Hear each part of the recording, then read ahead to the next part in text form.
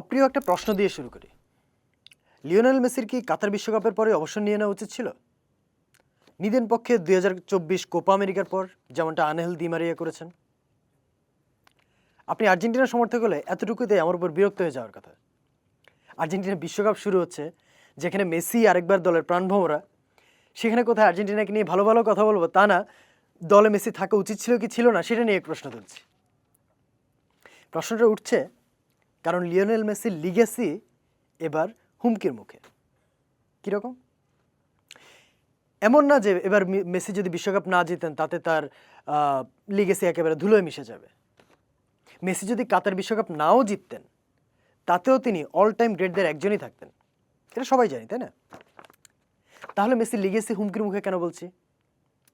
Just একবার চিন্তা করুন, 2022 কাতার বিশ্বকাপ কিংবা 2024 কোপা আমেরিকা, বা মানে 2022-এর আগে পরে যে দুইটা কোপা আমেরিকা, দুইটাই জেতার পর ওই সময় যদি মেসি অবসর নিয়ে নিতেন, ওই পুরো ব্যাপারটার মধ্যে না একটা মাইক ড্রপ একটা ব্যাপার থাকতো।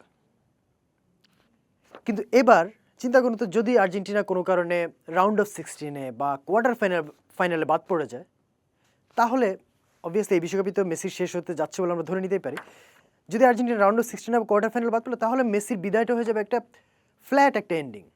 মানে ব্যাপারটা এখন এমন যে মেসির এই বিশ্বকাপে he has a lot to gain of course, but much much more to lose.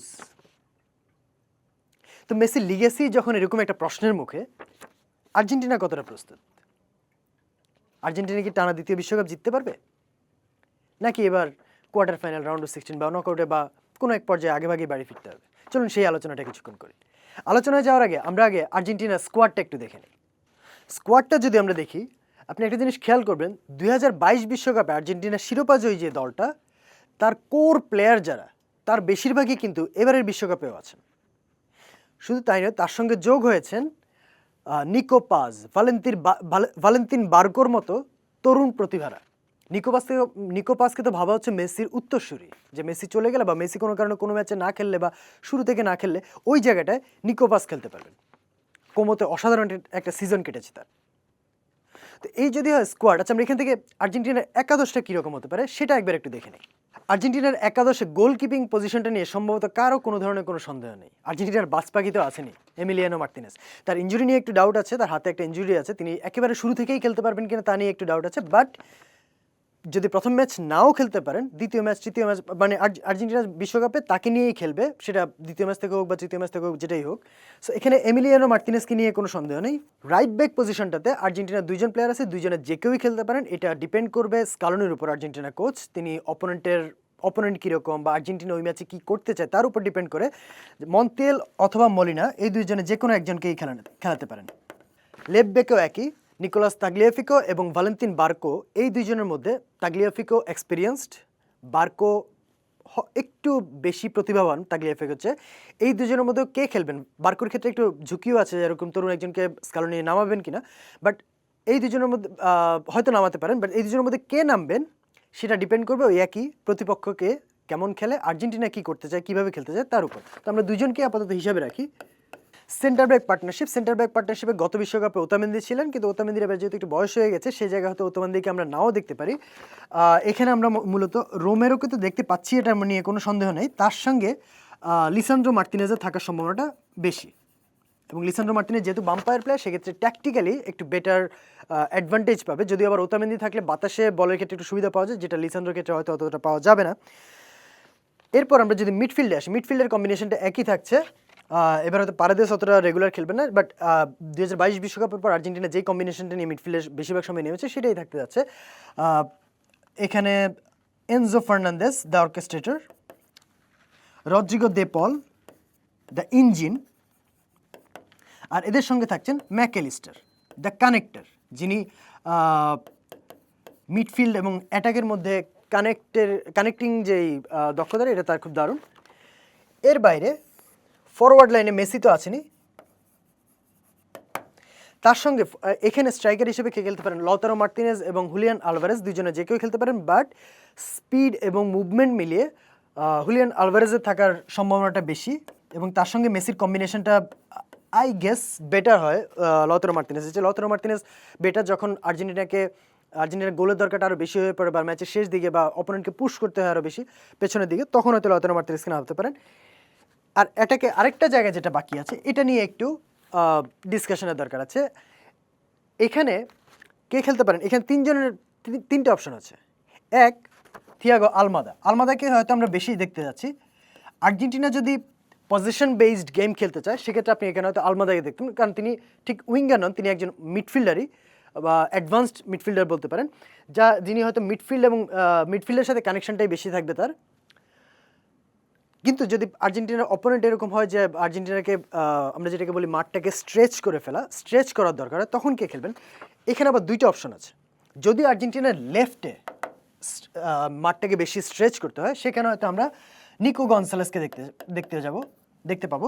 আর যদি আর্জেন্টিনার, সেক্ষেত্রে আলমাদা থাকবেন না। আর যদি আর্জেন্টিনার রাইটে উইংটাকে বেশি স্ট্রেচ করতে হয়, সেক্ষেত্রে হয়তো আমরা ইউলিয়ানো সিমেওনে তাকে দেখতে পাচ্ছি। এবং যদি সিমিওনে খেলেন সেক্ষেত্রে আপনি দেখবেন যে মেসি তো এমনিতেই এই জায়গাটাতে খেলবেন, তখন মেসি আরও ভেতরের দিকে থাকবেন, আলভারেজ হয়তো একটু এই জায়গাটাতে থাকবেন। এবং যদি সিমিওনে খেলেন তখন লেফট ব্যাক এমন থাকবেন যিনি ওভারল্যাপ করবেন বেশি। আবার যদি নিকো গঞ্জালেস থাকেন সেক্ষেত্রে রাইট ব্যাক এমন থাকবেন এই দুজনের মধ্যে যিনি এদিকে ওভারল্যাপ করবেন বেশি। তো 11টা এই ধরনেরই হতে পারে বলে আমার ধারণা। এবার আমরা চলুন, যেহেতু স্কোয়াড দেখা হলো, 11 দেখা হলো, এবার আমরা চলুন একটু বিশ্লেষণে যাই, আলোচনা করি কেন আর্জেন্টিনা বিশ্বকাপ জিততে পারে কিংবা কেন আর্জেন্টিনা বিশ্বকাপ জিতবে না। প্রথম কারণটা যদি আপনি দেখেন আর্জেন্টিনা কেন বিশ্বকাপ জিততে পারে, সেটার প্রথম কারণটা আমরা এতদিন পর্যন্ত কি জানতাম যে মেসি ইজ ক্যারিং আর্জেন্টিনার আলোচনা শুরু হয় মেসিকে দিয়ে, শেষও হয় মেসিকে দিয়ে, মানে মেসি মানেই সব কিছু। কিন্তু এবারের বিশ্বকাপ, ইভেন 2022-এও কিছুটা ছিল, বাট এবার আরও বেশি যে শুধু মেসি আর্জেন্টিনাকে ক্যারি করছে না, অন্যভাবে যদি বলি আর্জেন্টিনাও মেসিকে ক্যারি করছে। কীরকম সেটা, এটা আপনি এই বিশ্বকাপের বাছাই পর্বে যদি দেখেন, বেশ অনেকগুলো ম্যাচেই মেসি হয়তো ইনজুর্ড ছিলেন বা আনঅ্যাভেলেবেল, বেশিরভাগ সময় ইনজুর্ডই ছিলেন, সেই সময় মেসিকে ছাড়াই আর্জেন্টিনাকে খেলতে হয়েছে। এবং সেখানে আর্জেন্টিনার পারফরমেন্স যদি আপনি আগের বিশ্বকাপের 2022-এর আগের বাছাই পর্বে দেখেন, মেসি যেখানে খেলেননি আর্জেন্টিনা সেখানে ভালো করেননি। কিন্তু এবার মেসি যেই ম্যাচে খেলেননি সেখানেও আর্জেন্টিনা একেবারে যে খারাপ করেছে তা নয়, বরং কিছু কিছু ম্যাচে হয়তো ভালোও করেছে। ইভেন আপনি 2024 কোপা আমেরিকার ফাইনাল যদি দেখেন, মেসি ইনজুরি নিয়ে মাঠ ছেড়ে গিয়েছিলেন, মেসি উঠে যাওয়ার পরই বরং আর্জেন্টিনার খেলাটা বেটার হয়েছিল। নট দ্যাট মেসি কিছুটা, হ্যাঁ ওই ম্যাচে একটু কিছুটা খারাপই খেলেছেন বলতে গেলে, মেসি উঠে যাওয়ার পর আর্জেন্টিনা ভালো খেলেছিল। এবং এবারে বিশ্বকাপ বাছাই পর্বে যদি দেখেন, ব্রাজিলের মাটিতে এই প্রথম বাছাই পর্বে আর্জেন্টিনার কোনো ম্যাচ জিতেছে, এবং শুধু জিতেইনি, এবার ব্রাজিলকে 4-1 গোলে রীতিমতো যেটাকে আমরা বলি থ্র্যাশ করেছে, একেবারে মাটিতে মিশিয়ে দিয়েছে। এবং এটাকে বলা হচ্ছে যে স্কালোনির 2018 বিশ্বকাপের পর থেকে তো স্কালোনি দায়িত্ব নেন, এই 8 বছরে স্কালোনির টেনিয়রে আর্জেন্টিনার সবচেয়ে মানে দুর্দান্ত পারফরমেন্স ওই একটা ম্যাচ ব্রাজিলের মাটিতে, এবং সেটাতে মেসি ছিলেন না। সো মেসি ছাড়াও অন্যরা যে স্টেপ আপ করা, এটা আর্জেন্টিনার বিশ্বকাপ জেতার একটা বড় কারণ হয়ে যেতে পারে। দ্বিতীয় যেটা বলি, এটাও দলের কম্বিনেশনে যদি আমরা বলি, আর্জেন্টিনার এই দলটা বলতে গেলে 2020-21 ওই সময় থেকেই সবাই একসঙ্গেই আছে। একে তো এই দলটার মধ্যে একটা ভ্রাতৃত্ববোধ যেটা বলি এটা আছে। ইভেন আর্জেন্টিনার প্লেয়াররা অনেকবারই বলেছেন যে তারা ক্লাবের চেয়ে ন্যাশনাল টিমের ক্যাম্পে অনেক বেশি স্বচ্ছন্দ ফিল করেন, অনেক বেশি আনন্দ পান। তো বন্ধুত্বপূর্ণ যে মানসিকতা এটা আছে, ড্রেসিং রুমে সবাই মেসিকে কেন্দ্র করে, মেসি যেহেতু সবার আইডল, এই দলের বাকি সবার ছোট থেকে মেসিকে আইডল ভেবেই বড় হয়েছেন, তো ওই একটা ভ্রাতৃত্ববোধ আছে, বন্ধুত্ববোধ আছে। এবং একই সঙ্গে তারা দুটা কোপা আমেরিকা, একটা বিশ্বকাপ জিতেছে, they know how to win. এবং একই সঙ্গে এতদিন একসঙ্গে খেলার কারণে they know how each other plays. একজন বল পায়ে পেলে অন্যজন কীভাবে দৌড়াবে, কার বল পায়ে থাকলে হয়তো তার দিকে আসতে হবে অথবা স্পেসে যেতে হবে, এই জিনিসগুলো, এই ছোটো ছোটো জিনিসগুলো যেগুলো মাঠে বড় ডিফারেন্স তৈরি করে দিতে পারে, এই জিনিসগুলো আর্জেন্টিনার দলের মধ্যে অনেক বেটার।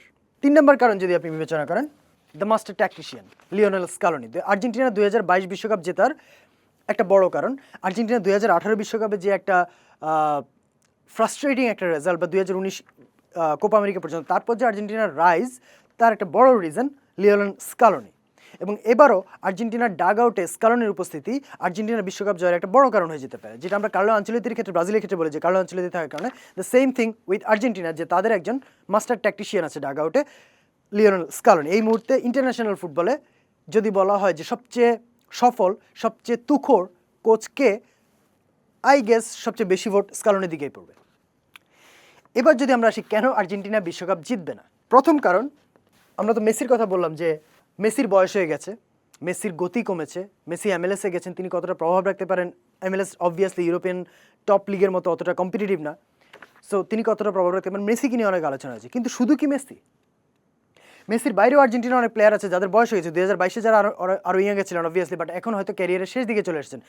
ওতামেন্দি, রদ্রিগো দেপলের কথা আমরা বলছিলাম, রদ্রিগো দেপল, এদের বয়স হয়ে গেছে, বয়স বেড়েছে, গতি কমেছে। এই জিনিসটা আর্জেন্টিনাকে নকআউট স্টেজে বড় দলের বিপক্ষে ডেফিনেটলি ভোগানোর একটা বড় রিজন হয়ে যেতে পারে। এরপর আসুন ডিফেন্স। আর্জেন্টিনার ডিফেন্স, আমরা হয়তো রোমেরোর কথা বলি, রোমেরো বেশ ভালো, লিসান্ড্রো মার্টিনেজ বেশ ভালো, বড় বড় ক্লাবে খেলেন। কিন্তু আর্জেন্টিনার উইং ব্যাক যদি আপনি চিন্তা করেন, তাগলিয়াফিকো, গনসালো মন্তিয়াল, মলিনা, এই প্লেয়াররা না তারা ওয়ার্ল্ডের একেবারে টপ ফুল ব্যাকদের মধ্যে পড়েন, না তাদের স্পিড বা স্কিল কোনোটাই খুব কমেন্ডেবল বা খুব ওয়াও করার মতো কিছু।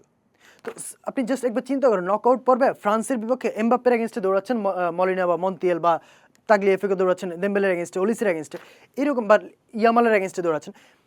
এই জায়গাগুলোতে আর্জেন্টিনা বিট হওয়ার একটা বড় রিস্ক থেকে যায়। এরপর আসি রদ্রিগো দেপল। আমরা একটু আগে বলছিলাম যখন 11 দেখছিলাম, Rodrigo De Paul is the engine. আর্জেন্টিনার এই মিডফিল্ডে আপনি এনজো ফার্নান্দেজ, ম্যাকঅ্যালিস্টার অন্য ভূমিকা আছে, বাট রদ্রিগো দেপল তিনি প্রেস করেন, তিনি দৌড়ান, তিনি মেসি যখন ভিতরে ঢুকে যান উইংয়ের প্লেসটা কাভার করেন, তার রোলটা অনেক অনেক অনেক ইম্পর্টেন্ট। বাট রদ্রিগো দেপল প্রায় 2 বছর হয়ে গেছে তিনি MLS-এ চলে গেছেন ইউরোপ ছেড়ে। MLS-এ যাওয়া একদিকে বেটার যে তিনি ইউএসের ক্লাইমেটের সাথে হ্যাবিচুয়েটেড হয়ে গেছেন, অভ্যস্ত হয়ে গেছেন, বাট ওইখানে যে কম্পিটিটিভ মানে লেস কম্পিটিটিভ ফুটবলে তিনি খেলছেন, এইটা ফ্রান্স বা স্পেন বা ইংল্যান্ড এই ধরনের দলের বিপক্ষে যদি আর্জেন্টিনা ম্যাচ পড়ে তখন তিনি কতটা কোপ আপ করে নিতে পারবেন, এটা নিয়ে একটা বড় ডাউটের জায়গা থেকে যায়। আনহেল দি মারিয়া, আমরা একটু আগে বলছিলাম যে আর্জেন্টিনা 2022 বিশ্বকাপে প্রায় সবাই আছেন, শুধুমাত্র দি মারিয়া নেই। দি মারিয়ার মতো একজন না থাকা, আমরা তো বলি যে দি মারিয়া ফাইনাল প্লেয়ার, আর্জেন্টিনা যতগুলো শিরোপা জিতেছে তারপরে সবগুলোতে ফাইনালে তিনি গোল করেছেন, বাট দি মারিয়ার ইম্পর্টেন্সটা হচ্ছে দি মারিয়ার মতো স্কিলফুল প্লেয়ার, যিনি বলতে গেলে প্রায় মেসির মতো skillful. At the same time Di মারিয়াকে বলা হতো 3 লাং বিশিষ্ট প্লেয়ার, 3 ফুসফুস বিশিষ্ট প্লেয়ার, যিনি সারাক্ষণ মাঠে দৌড়াতে পারেন। And at the same time এরকম একজন প্রতিভাবান এবং পরিশ্রমী player, but he was always very হাম্বল। দলের প্রয়োজনে যখন যেখানে প্রয়োজন, যেভাবে প্রয়োজন, হি স্যাক্রিফাইসড হিমসেলফ। এরকম একজন প্লেয়ার না থাকাটা স্কালোনির জন্য অনেক বড় একটা মাথা ব্যথা হয়ে যেতে পারে। খেলার ধরনটা চিন্তা করেন, আর্জেন্টিনা বল পজিশনে রেখে খেলতে পছন্দ করে, ট্রানজিশনও আর্জেন্টিনা একেবারে খারাপ না, বাট এটা হচ্ছে যখন অপোনেন্ট হয়তো যদি ট্রানজিশনে খেলা প্লেয়ার হয় বা বল খুব বেশি পায়ে না রাখতে চায়, সেসব দলের বিপক্ষে আর্জেন্টিনা দুর্দান্ত। কিন্তু আপনি যে চিন্তা করুন তো, নকআউট পর্বে স্পেনের বিপক্ষে ম্যাচ করলো, এই ধরনের দলের বিপক্ষে যারা নিজেরাই পজিশন রেখে খেলতে পছন্দ করে, তাদের বিপক্ষে আর্জেন্টিনার খেলার ধরনটা একটু প্রবলেমেটিক হয়ে যেতে পারে। এবার যদি আমরা পুরোটা ব্যাপারটা একটা সাম আপ করি, তাহলে কি দাঁড়ায়? আর্জেন্টিনার হিস্ট্রি আর্জেন্টিনার পক্ষে নেই। 1938-এ ইতালি টানা দ্বিতীয়বার বিশ্বকাপ জিতেছিল, এরপর 1962-তে ব্রাজিল। এর বাইরে ইতিহাসে কখনো কোনো দল টানা দ্বিতীয় বিশ্বকাপ জিততে পারেনি।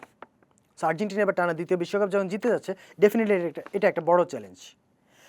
ওতামেন্দি, দেপল, মেসি, এদের গতি কমেছে, বয়স বেড়েছে, challenge. At the same time আর্জেন্টিনার এই দলটা অনেক বছর ধরে একসঙ্গে খেলছে, আর্জেন্টিনা জানে কীভাবে জিততে হয়, টুর্নামেন্ট পেডিগ্রি আছে আর্জেন্টিনা দলে, এটা আর্জেন্টিনার সুবিধা। সব কিছু মিলিয়ে আর্জেন্টিনা 2022-এ ছিল চ্যালেঞ্জার, কিন্তু 2026-এ they are going to be challenged.